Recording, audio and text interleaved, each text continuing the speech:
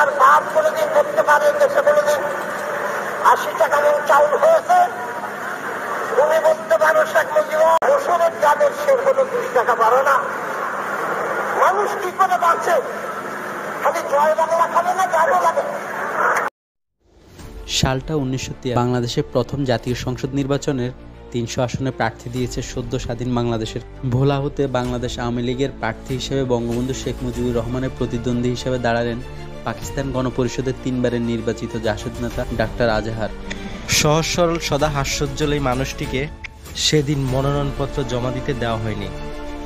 স্থানীয় আওয়ামী লীগের নেতৃত্বে একদল বিপদগামী ওকে সে তুলে নিয়ে যায় ডাক্তার আজহার, যার ফলস্বরূপ বিনা প্রতিদ্বন্দ্বিতায় নির্বাচিত হন শেখ মুজিবুর রহমান। স্বাধীন বাংলাদেশে নির্বাচনে কারচুপি ও ভোট ডাকাতির মধ্য দিয়ে শুরু হয় এক কালো শাসনের, যা চূড়ান্ত পরিণতি লাভ করে 15ই আগস্ট 1975-এর মধ্য দিয়ে। 1972 হতে 75 একজন তুমুল জনপ্রিয় নেতা হতে জননিন্দিত নেতা হওয়া কেমন ছিল এই সময়কাল?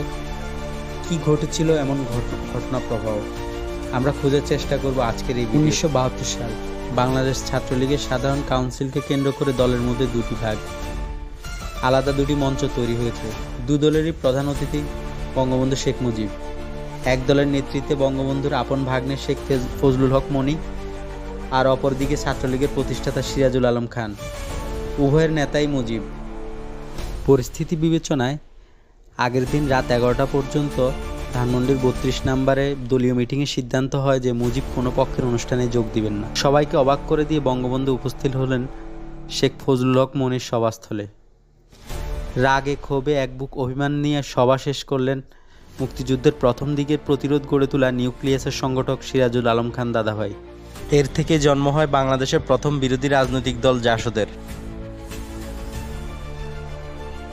16ই ডিসেম্বর পুরো দেশ যখন স্বাধীনতা উদযাপন করছে, তখন জাতির সূর্য সন্তান 9 নম্বর সেক্টরের অধিনায়ক মেজর জলিল বীর প্রতীককে ভারতীয় সৈন্য কর্তৃক লুণ্ঠন ও দস্যুতার প্রতিবাদ করায় বাধ্যতামূলক চাকরি হতে অবসরে পাঠিয়ে দেওয়ার মধ্য দিয়ে মুজিব সরকারের নতজানু পররাষ্ট্রনীতি ও ভারতকে খুশি করার প্রবণতা চাপা অসন্তোষের সৃষ্টি করে তৎকালীন সামরিক বাহিনীর মুক্তিযোদ্ধা অফিসারদের ভেতর, যা পরবর্তীতে আরও বিস্তৃত হয়ে ঢাকা ক্যান্টনমেন্টের মুক্তিযোদ্ধা অফিসার ও পাকিস্তান ফেরত অফিসারদের মধ্যে এক বিভাজন তৈরি করে।